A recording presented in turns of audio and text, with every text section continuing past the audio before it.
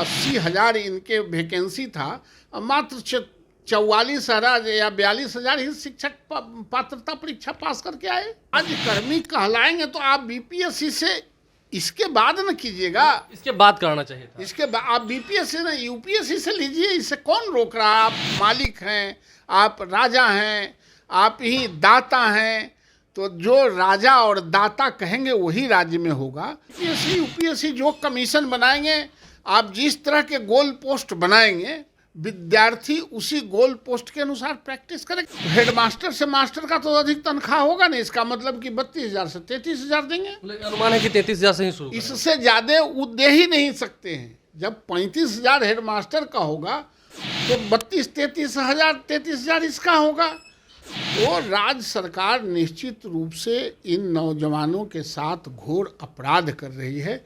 नमस्कार, मेरा नाम आलोक है, आप लाइव स्ट्रीज देख रहे हैं।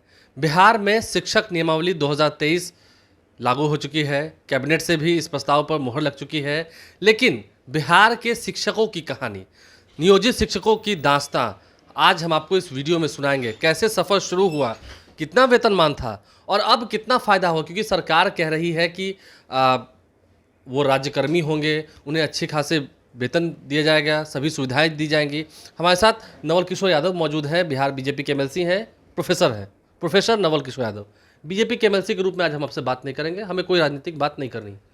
बिहार के शिक्षकों की कहानी, मुझे जहाँ तक जानकारी है 1996 में आप जीत कर आए और उस समय नियोजित शिक्षकों का ये जो कह सके प्रचलन है वो नहीं था, बाद में शुरू हुआ। कहाँ से शुरू हुआ नियोजित शिक्षकों की जो कहानी है, कैसे उनकी भर्ती प्रक्रिया शुरू हुई और क्या ऐसी ज़रूरत आन पड़ी थी?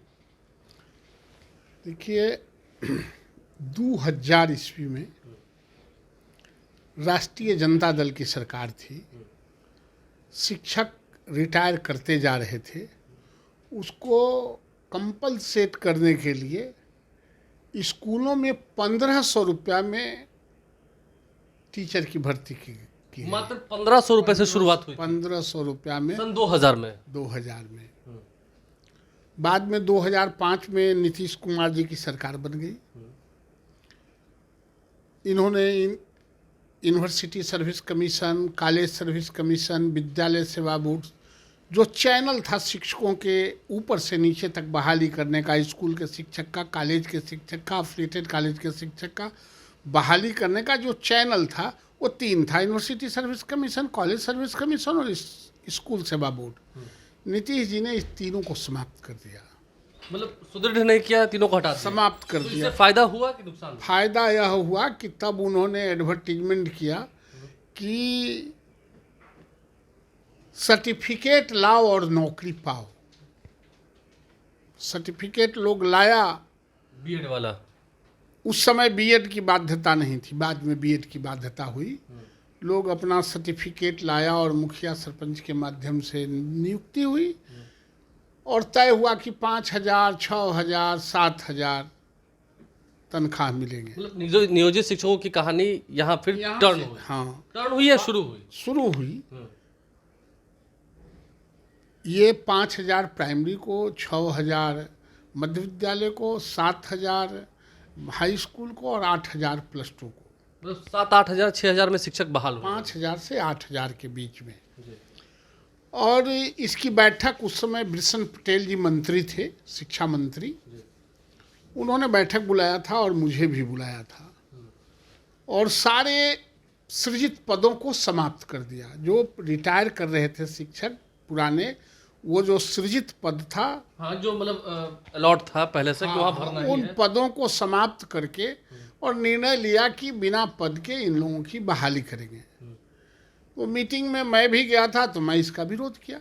मैंने कहा कि नहीं, आप चना दिखा के बांदर मत फंसाइए। ये कब की बात है, किस साल की बात है? ये 2000 हम समझते हैं कि 5-6 की बात है।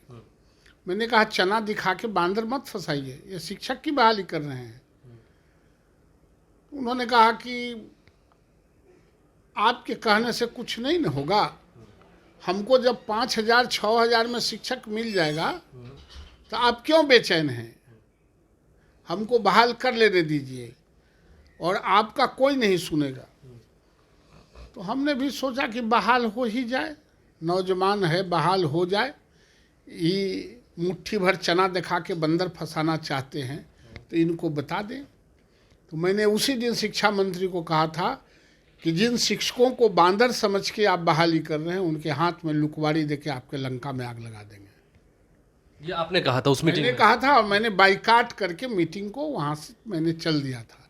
मैंने कहा कि जो राज्य सरकार काम कर रही है वो राज्य के एजुकेशन के कैडर के लिए बहुत ही घोर अपराध है। मतलब वहाँ से जो पिलर है वो कमजोर होता चला कमजोर होता चला गया। अच्छा, उस वक्त जो परमानेंट शिक्षक थे उनकी तनख्वाह कितनी थी जब 6-7 हजार बहाली कर रहे थे? उस समय हम समझते हैं कि परमानेंट शिक्षकों को जो पुराने शिक्षक थे 70-75 हजार था।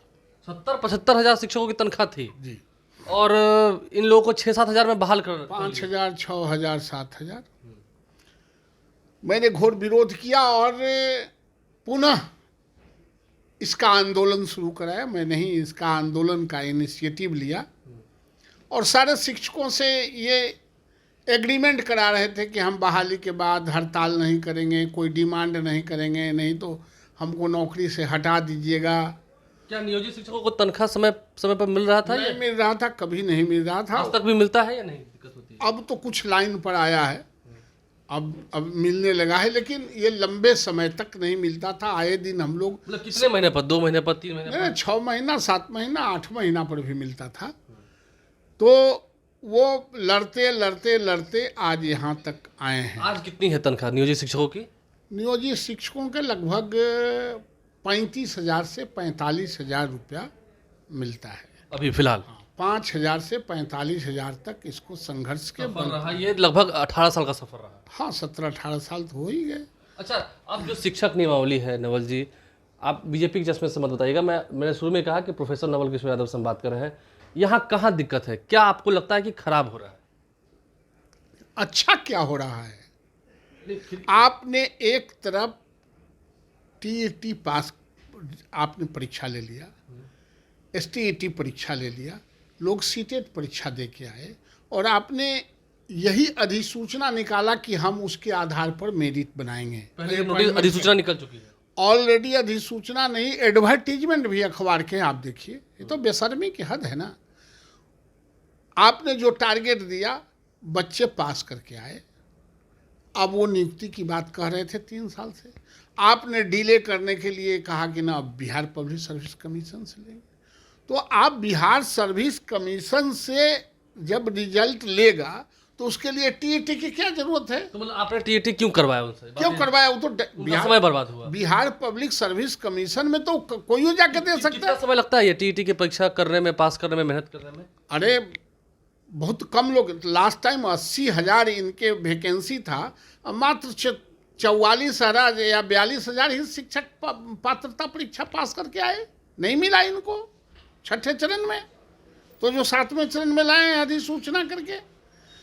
तो ये कोई साधारण बात नहीं। राज्य सरकार जो तय करती है, यही नहीं, नियोजित शिक्षकों से भी पात्रता परीक्षा ली गई। जो पुराने नियोजित शिक्षक हैं उनका भी पात्रता परीक्षा लिया गया, उसमें भी 20-22 हजार फेल हुए हैं। ठीक है, अब जब हम बात करते हैं जब बीपीएससी से बहाली होगी, आप तो जानते हैं कि वो राज्यकर्मी कहलाएंगे और तमाम बातें जो कही गई हैं वो राज्यकर्मी कहलाएंगे तो आप बीपीएससी से इसके बाद न कीजिएगा। इसके बाद कराना चाहिए था। इसके बाद आप बीपीएससी ना यूपीएससी से लीजिए, इसे कौन रोक रहा है? आप मालिक हैं, आप राजा हैं, आप ही दाता हैं। तो जो राजा और दाता कहेंगे वही राज्य में होगा। तो वाजिब यह बात है कि इन बच्चों को आप अपॉइंटमेंट कर लें और फिर आप बीपीएससी यूपीएससी जो कमीशन बनाएंगे, आप जिस तरह के गोल पोस्ट बनाएंगे, विद्यार्थी उसी गोल पोस्ट के अनुसार प्रैक्टिस करेगा। पढ़ाई तो प्रैक्टिस है। ठीक है, अंतिम सवाल है नवल जी, जैसे कि आपने बताया और ये तमाम बातें हुई, ये जो बीपीएससी से लोग चुन कर आएंगे तो क्योंकि तनख्वाह की बात होती है, भूखे भजन न हो गोपाला, शुरू से ही आपने कहा कि ऐसे संघर्ष हुआ 1500, 2000, फिर 5000, 7000, 6000। अब कितनी तनख्वाह होगी जो बीपीएससी से चुन कर आएंगे? उनकी तनख्वाह कितनी? ये अपने नियमावली में खोला ने बोला कि हम बढ़िया तनख्वाह देंगे। तो बढ़िया तनख्वाह का मतलब हम लोग पूछते हैं, जब बीपीएससी से अभी 6400 लोगों का बहाली करना था, इनको एडवर्टीजमेंट किया था, जिसमें 400 लोग ही कंप्लीट कर पाए हेडमास्टर में। तो उसको 35,000 का तनख्वाह दिए हैं। तो हेडमास्टर से मास्टर का तो अधिक तनख्वाह होगा नहीं, इसका मतलब कि 32,000 से 33,000 देंगे। लेकिन अनुमान है कि 33,000 से ही शुरू करें। इससे ज़्यादा वो दे ही नहीं सकते हैं। जब 35,000 हेडमास्टर का होगा तो 33,000 इसका होगा।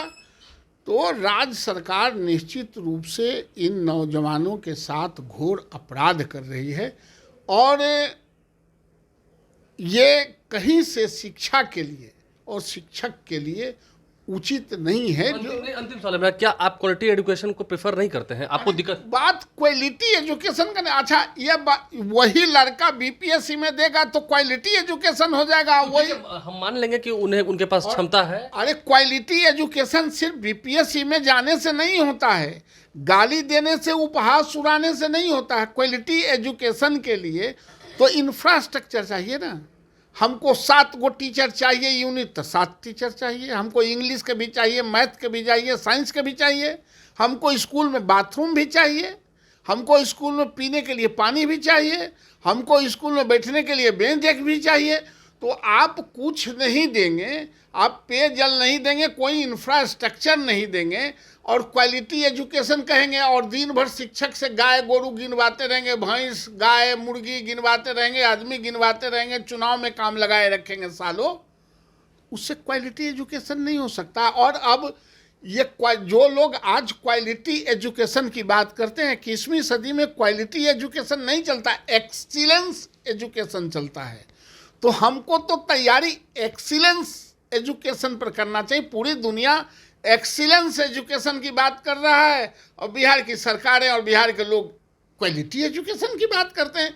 इसलिए राज्य सरकार को सचमुच में गांव, गरीब, किसान, मजदूर के बच्चों को पढ़ाना है तो इसको एक्सीलेंस एजुकेशन के तरफ ले जाएं और स्कूलों में इंफ्रास्ट्रक्चर दें, स्कूलों के शिक्षकों को स्कूल से बाहर नहीं जाने दें, बच्चों के पढ़ाने के लिए रखें, तब इसका एक बेहतर रिजल्ट हो सकता है। और शिक्षकों को पूरी तरह से अपने बच्चों को पढ़ाने के लायक, अपने परिवार को चलाने के लायक आप उनको तनख्वाह दें, आपको कोई नहीं रोक सकता है। वरना शिक्षा तो समाप्त हो ही रहा है, ये राज्य सरकार को भी अभ्यर्थी और ये नियोजित शिक्षक समाप्त कर देंगे। देखिए, विडंबना इस बात की है कि 1,500-2 हज़ार से शुरू हुआ जो काफिला था नियोजित शिक्षकों का, वो अब 40-45 हज़ार तक पहुंचा है। लेकिन फिर अब उसे क्या 33,000, 35,000 तक ले जाने की तैयारी है। ठीक है, बीपीएससी के माध्यम से क्वालिटी एजुकेशन की बात हो रही है, लेकिन जिन लोगों को सरकार ने विज्ञापन जारी करके, एडवर्टीजमेंट निकाल कर टीईटी करवाया और भर्ती की बात कही, उनका क्या होगा? उन हज़ारों लोगों का क्या होगा? लेकिन कितना मिलेगा बीपीएससी से आने के बाद राज्यकर्मियों को, जिन्हें शिक्षक कहा जाएगा, शिक्षक होंगे वो राज्यकर्मी कहे जाएंगे? और पहले क्या हाल था, कैसे शुरू हुई पूरी कहानी? बिहार के शिक्षकों की ये दुख भरी दास्तां आपने नवल किशोर यादव से सुनी, जो कि बिहार बीजेपी के एमएलसी हैं, शिक्षकों के नेता कहे जाते हैं। हमारे चैनल को सब्सक्राइब कर लें, साथ साथ फेसबुक पेज भी लाइक करें। धन्यवाद।